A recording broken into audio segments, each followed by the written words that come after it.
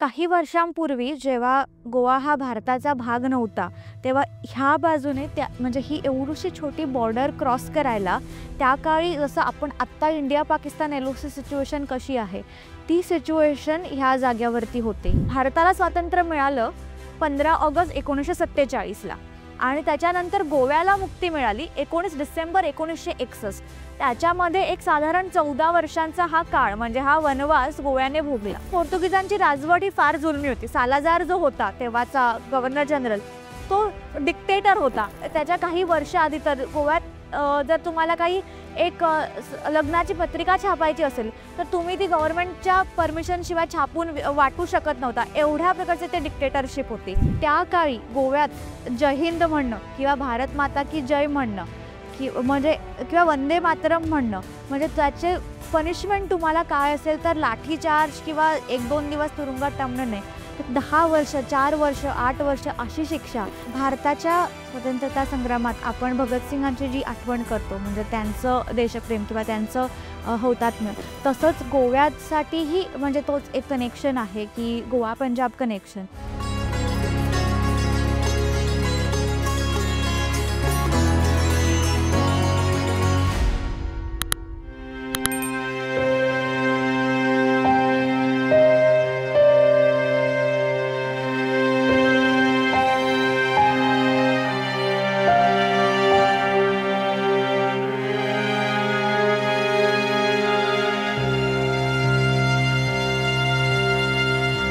नमस्कार, मी सावनी शेट्ये. मी गोव्यातील एक आर्किओलॉजिस्ट आहे.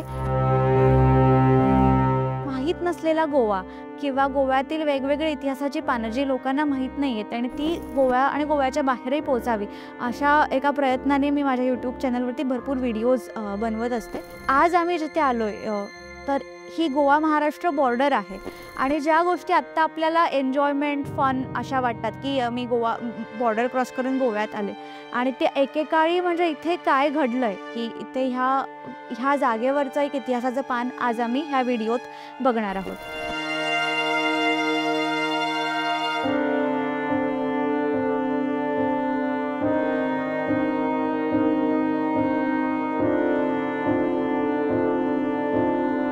आत्ता महाराष्ट्रात आहे आणि इथून मी आता चालत चालत गोव्यात जाणार आहे.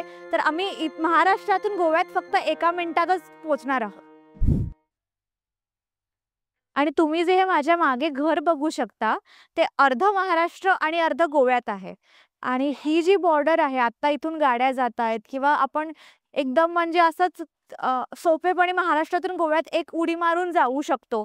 इथून अनेक गोवा महाराष्ट्रात लोक जातात, विकत घ्यायला सामान वगैरे जातात. काही वर्षांपूर्वी जेव्हा गोवा हा भारताचा भाग नव्हता, तेव्हा ह्या बाजूने म्हणजे ही एवढीशी छोटी बॉर्डर क्रॉस करायला त्या काळी जसं आपण आत्ता इंडिया पाकिस्तान एलओसी सिच्युएशन कशी आहे, ती सिच्युएशन ह्या जाग्यावरती होते. अनेक लोकांनी गोव्यातून म्हणजे गोव्याबाहेरून किंवा गोव्यातले जे गोव्याबाहेर होते आणि भारतातल्या विविध राज्यांतल्या लोकांनी इथे ह्या जागेवरती बलिदान दिलंय. आता इथे संथ सुरळीत सगळं छान चालू आहे. तर त्यामुळे अजिबात वाटत नाही की इथे एकेकाळी कधीतरी म्हणजे नरसंहार झाला असेल किंवा एक म्हणजे अनेक लोक ह्या बॉर्डरवरती त्यांनी आपलं म्हणजे ते हुतात्मे झालेत इथे. तर आत्ता ज्या गोष्टी साध्या सोप्या वाटतात तर त्या जरा आपण इतिहासात डोकावून बघितल्या तर तिथे खूप असं म्हणजे दुःखद किंवा दर्दनाक इथे काही घडलेलं आहे.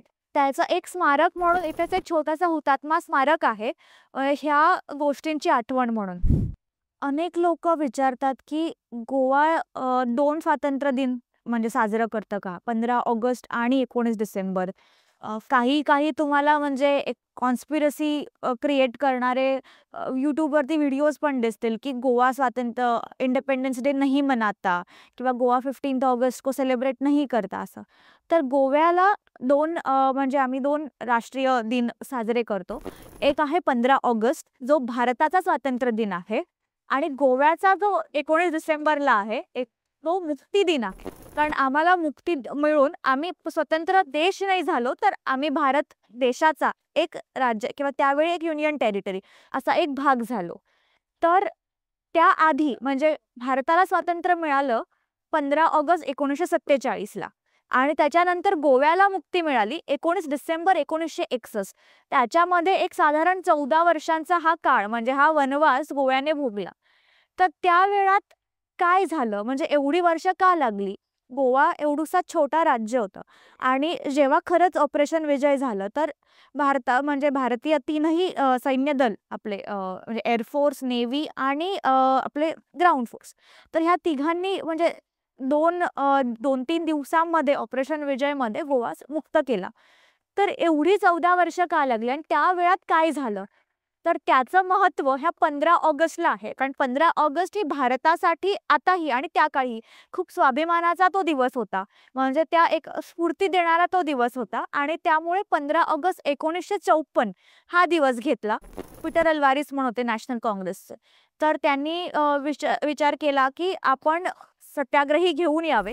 तसं सत्याग्रह मार्ग भारतातील अनेक स्वातंत्र्य सैनिकांनी निवडला होता. तर ते सत्याग्रही बोलवावेत आणि आपण गोव्यात एक मोर्चा करावा. तर ही जी बॉर्डर आत्ता आपल्याला जिथे अशी कॉमन रहदारीची बॉर्डर जी दिसते तर ती त्या काळात जी म्हणजे तुम्ही विचार करू शकता की इथे पूर्ण पोलीस प्रोटेक्शन होतं आणि आत्ता ही 2 राज्य आहेत. त्या काळी ही 2 देश होते. म्हणजे हा जो भाग आहे म्हणजे ह्या बाजूचा ह्या बॉर्डरचा तो गोवा म्हणजे इन गोवा पोर्चुगीज होता. तर म्हणजे हा देश पोर्तुगाल आणि पोर्तुगाल देशाचा गोवा आणि तो भारत असं होतं. तर हे 2 देश होते म्हणजे हे it is like 2 nation borders. त्यामध्ये क्रॉस करून येणं आणि तेव्हा सत्याग्रह करणं.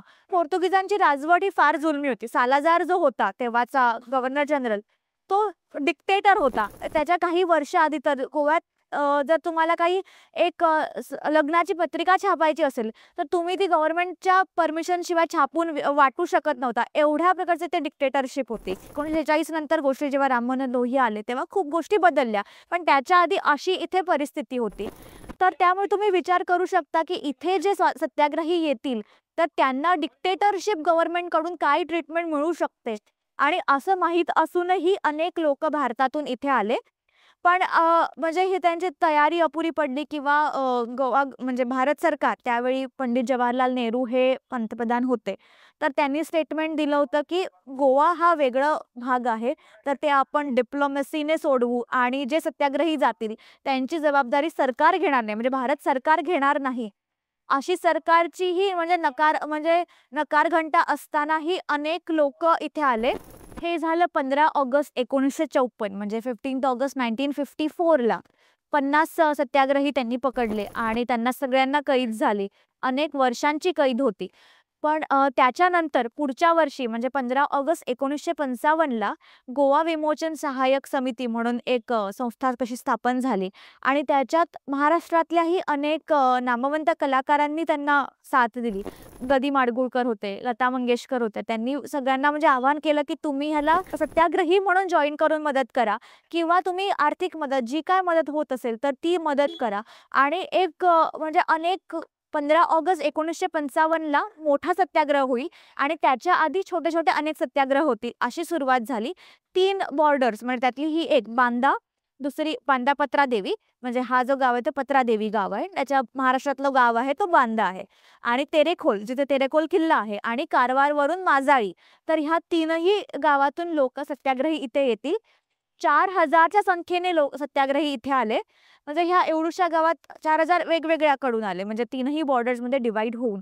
तर त्यावेळी इथे म्हणजे पूर्ण पोलीस बंदोबस्त होता. त्या बाजूला भारत सरकारचे पोलीस होते आणि ते पोलीस आपल्या सत्याग्रहींना पकडण्यासाठी तिथे थांबले होते. कारण नेहरूंचा आदेश होता की सत्याग्रहींनी जाऊ नये आणि आपण हे फक्त डिप्लोमॅटिकली हँडल करू. आणि ह्या बाजूला पोर्तुगीज पोलीस होते आणि अनेक आता जिथे झाडी दिसते त्या काळी अनेक जास्त झाडी असावी आणि वेगवेगळे पत्रकार इथे थांबले होते. म्हणजे पूर्ण जगभरातले पत्रकार इथे होते. भारतातले होते, गोव्यातले होते, म्हणजे पोर्तुगीजांचे पत्रकार आणि अमेरिकेचे पत्रकार आणि त्यांनी काही म्हणजे पूर्ण तो इन्सिडेंट डॉक्युमेंट केला.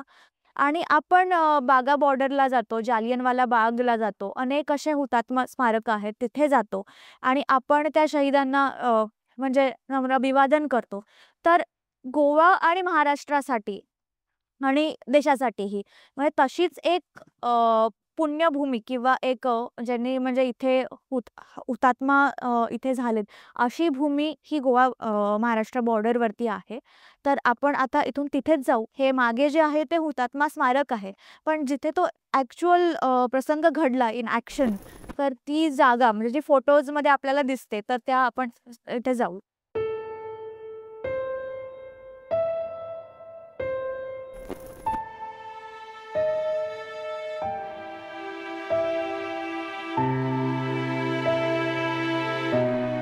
सो जी मागे बॉर्डर आहे म्हणजे जो मागे रस्ता आहे तो गोवा महाराष्ट्राची जुनी बॉर्डर आणि आत्ता जे वर आहे ती नवीन हायवे आहे आणि तिथे आता एक वेगळं मोठं भव्य असं स्मारक बनवलेलं आहे एकूण म्हणजे ह्या सत्याग्रहींसाठी.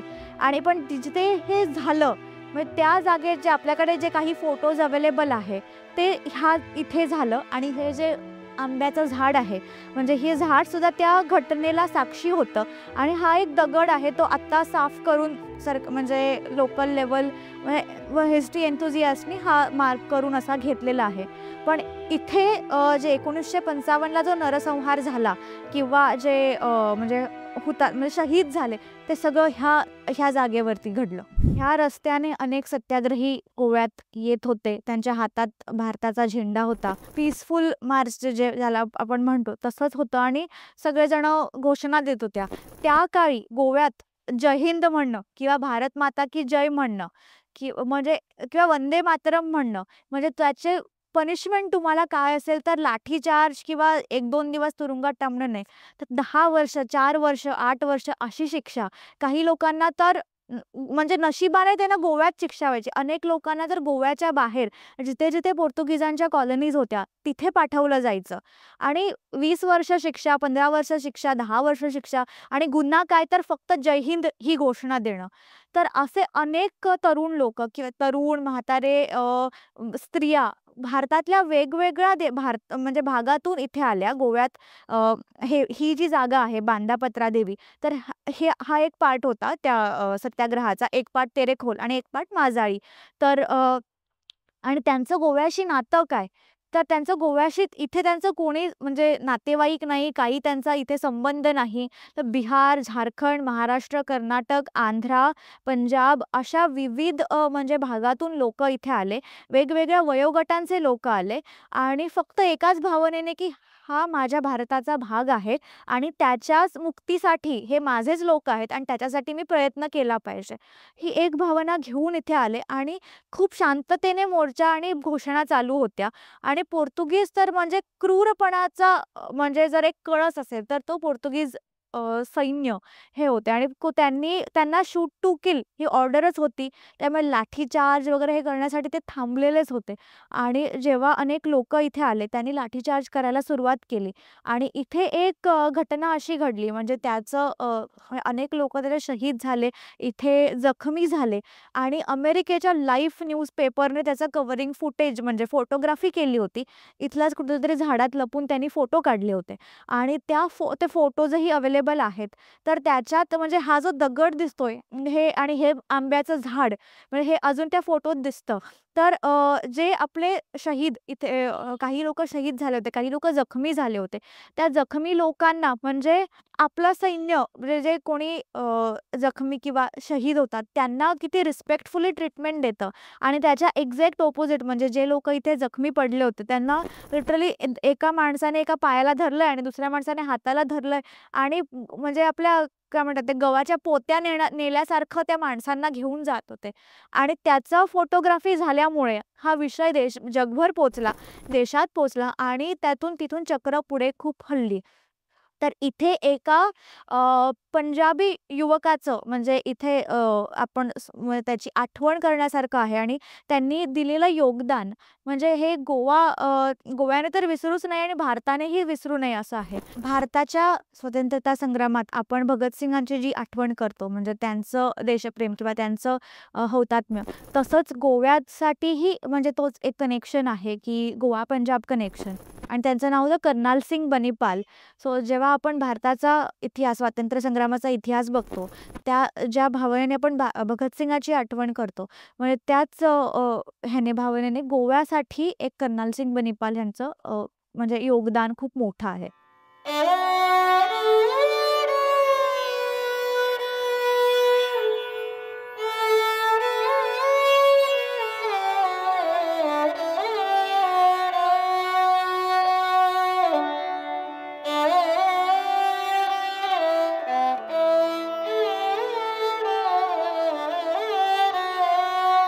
कर्नाल सिंग बनिपाल पंजाबचे एक 20-24 वर्षांचे तरुण असे होते आणि गोवा विमोचन सहाय्यक समितीने ऑगस्ट 15 या दिवशी जेव्हा त्यांनी म्हणजे गोव्यात सत्याग्रह करायचा आणि त्यासाठी भारतातील नौजवान जे आहेत आणि अनेक लोक तर तुम्ही गोवा हा भारत भूमीचाच एक भाग आहे, आपल्या मातृभूमीचाच एक भाग आहे, त्यामुळे ह्याला आपण स्वतंत्र करून आपल्यात घेतलं पाहिजे.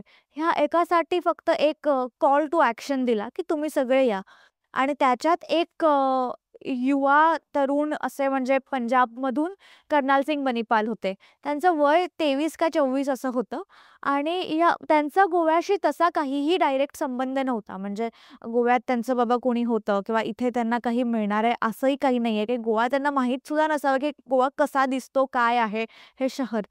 पण फक्त हे माझ्या भारत भूमीचा भाग आहे आणि हे माझेच लोक आहेत, माझेच बांधव आहेत आणि त्यासाठी मी आलं पाहिजे. या एका भावनेने ते पंजाबवरून इथे आले.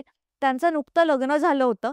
म्हणजे 1 का 1.5 वर्ष नुसतं झालं होतं आणि ते सगळं सोडून फक्त आपला म्हणजे ह्या माझ्या देशाचा भाग आहे. ह्या एकाच तळमळीने ते इथपर्यंत आले आणि जेव्हा सत्याग्रही बांदाजी बॉर्डर क्रॉस करत होते, तर त्या बॉर्डरमध्ये म्हणजे त्यांना पोर्तुगीज ऑफिसर्सना म्हणजे सांगितलं होतं की शूट एट साईट ही त्यांना परमिशनच दिलेली होती आणि जेव्हा सत्याग्रहीवर त्यांनी आधी लाठीचार्ज सुरू केला. तर सहोदरा देवी ह्या उत्तर प्रदेशच्या एक म्हणजे खूप सीनियर अशा फ्रीडम फायटर होत्या आणि त्यांच्यावरती जेव्हा लाठीचार्ज सुरू झाला, कर्नाल सिंग मध्ये आला त्यांच्या आणि त्यांनी पोर्तुगीजांना विचारलं त्या ऑफिसरला की "आप उन पे क्यों मार रहे? मतलब हमें मारिये" असं काहीतरी त्यांनी म्हटलं असावं. तर पोर्तुगीज ऑफिसर अजून जास्त खवळला आणि त्याने लाठी ठेवली आणि गन घेऊन त्यांना शूट एट साईट केलं. म्हणजे त्यांचं एका मिनिटात म्हणजे तिथे बलिदान असं झालं. तर त्या बलिदानासाठी गोवा त्यांना विसरला नाही पाहिजे म्हणून इथेच जवळ ही जी सरकारी प्राथमिक शाळा आहे, तिथे हिस्ट्री लव्हर्स ग्रुपने असा एक पुतळा केलेला आहे आणि ह्या शाळेला गोवा गव्हर्नमेंटने चांगला म्हणजे उपक्रम केला की गोव्यातल्या अनेक प्राथमिक शाळांना गोव्यातीलच म्हणजे मुक्तीसंग्रामामध्ये योगदान दिलेल्या प्राथमिक आणि बाकीच्या हायस्कूल्सना पण सरकारी स्कूल्सना त्यांची नावं दिलेली आहेत. म्हणजे जेणेकरून इथल्या लोकांना, स्थानिक लोकांना त्यांचं महत्त्व, त्यांचं योगदान कळावं. तर हल्लीच जेव्हा गोव्याच्या मुक्तीसंग्रामाला 60 वर्ष पूर्ण झाली, तर honourable chief minister doctor Pramod Sawant हे त्यांच्या घरी गेले होते. त्यांच्या पत्नी तेव्हा म्हणजे होत्या आणि त्यांना त्यांचा सत्कार केला होता आणि गोव्यातर्फे त्यांना एक ट्रिब्यूट असं दिलं होतं. सो ही जी माझ्या मागे आहे, हा नवीन हायवे आहे आणि ही गोवा-महाराष्ट्र बॉर्डर. तर अनेक लोकं जेव्हा गोव्यात येतात, तर म्हणजे ही बॉर्डर क्रॉस केल्यानंतर एक म्हणजे माणसाचा मूड सगळंच हे चेंज होऊन जातं, की "oh, we are finally in Goa आणि we are now going to party" किंवा तो एक पार्टी मोड येतो किंवा एक पोर्चुगीज कॉलनी, फॉरेन कॉलनी आणि पोर्चुगीजांचं मला हे बघायचंय, असं सगळ्यांना म्हणजे तो एक मूडच चेंज होऊन जातो. तर इथे ह्याच जागेवरती तर आपल्या भारतातल्या अनेक लोकांचं इथे रक्त सांडलेलं आहे ह्या बॉर्डरवर, जी खाली आपण बघितली. तर तुम्ही जेव्हा गोव्यात याल, गोवा एन्जॉय करा, डेफिनेटली बीचेसवर जा, पार्टी करा, रिलॅक्स करा, एन्जॉय करा. पण एक छोटीशी आठवण ही जेव्हा तुम्ही हो म्हणजे की जेव्हा बॉर्डर क्रॉस कराल, तेव्हा एक त्या शहीदांसाठी एक आठवण इथे नक्की काढा.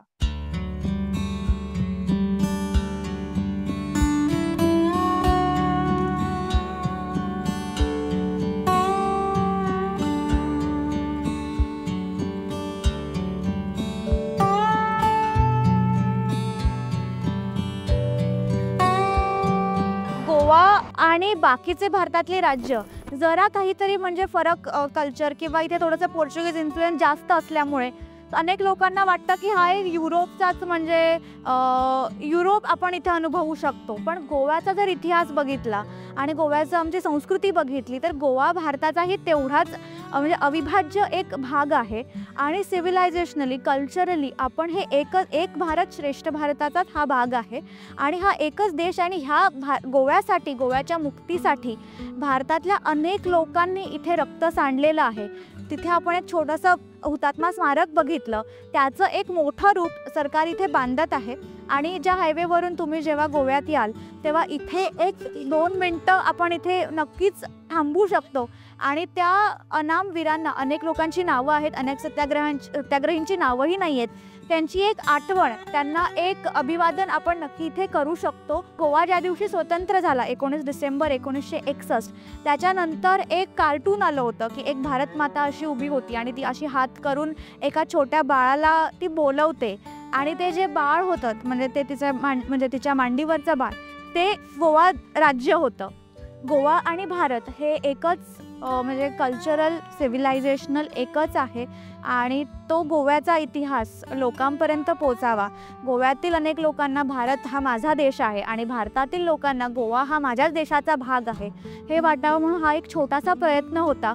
तुम्हाला आवडला असेल तर नक्की तुम्ही आमचं चॅनल लाईक करा, यूट्यूबवर सबस्क्राईब करा आणि अनेक तुमच्या लोकांपर्यंत हा व्हिडिओ पोहोचवा.